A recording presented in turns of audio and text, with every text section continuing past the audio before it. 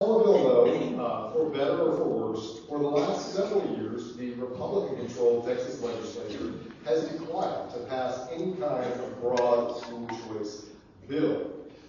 Nevertheless, Texas Governor Abbott has made passing some kind of school choice bill one of his major priorities for this 89th Texas legislative session, even saying in various ways that such a bill will pass this session.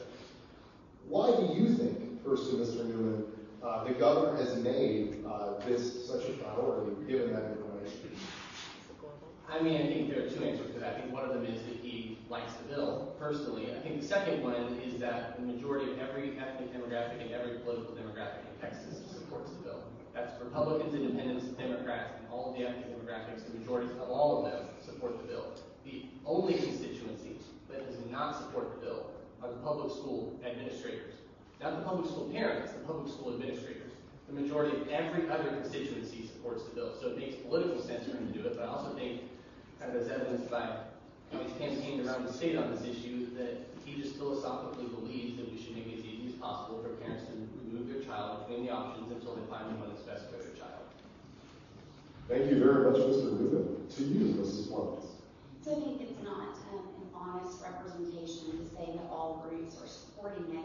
This year at our Republican Party of Texas convention, school choice did not make the top 8 priorities. So while this event does say legislative priorities, it is not a legislative priority for our legislators. I'm very appreciative of this event, not saying anything negative against that.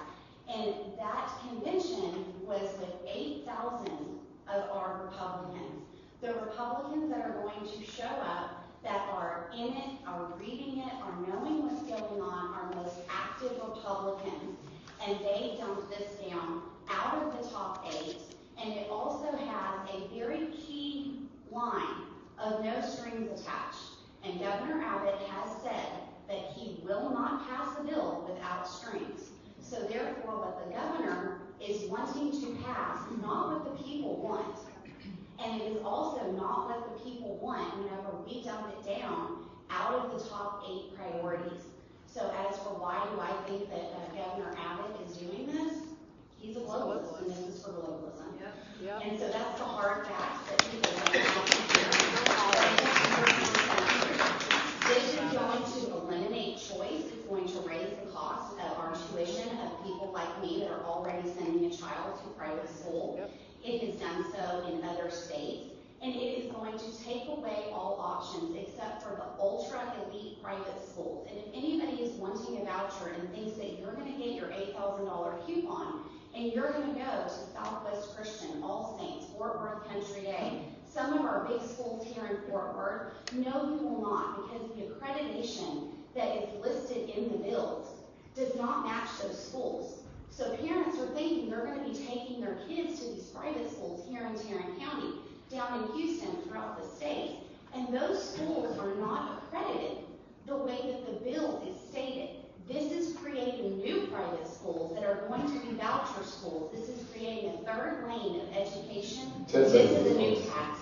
This is not about choice. It's a new tax for all to pay, for few to benefit. Thank you very much, Mrs. Clemens. Yeah, I think for the whole evening we're going to have a lot of really specific things floating around. So I'm just going to throw out 2 categories that kind of suggest you might place arguments into. One of them is the how arguments, and the other one is the whether arguments. How a bill should be structured if you're going to pass it, and whether it should be passed at all. A lot of times we mix these together, they're not the same thing. There are a lot of bad ways that you can draft a good bill, right? So we have to have that discussion. But there are not very many arguments that we have to focus on to decide whether the program should exist in the first place. Because if you're going to say it shouldn't exist, what you're saying is, my neighbors shouldn't be allowed to participate in this program on their own terms. You have to have a pretty strong argument to make that case, and there aren't very many of them available to be made. All right, thank you very much, Mr. Newman. So, ESAs should not exist. Tax exemption, totally fine with. Yeah.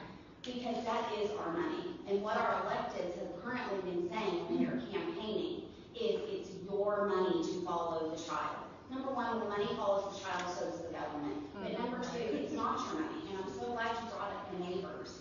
Because if I was to get an $8,000 ESA, some of you would be paying for that, because I do not pay $8,000 in my M&O only property taxes. Some people do, but the majority do not. So it is your neighbor's money that you're asking for, and that's socialism. Right? Go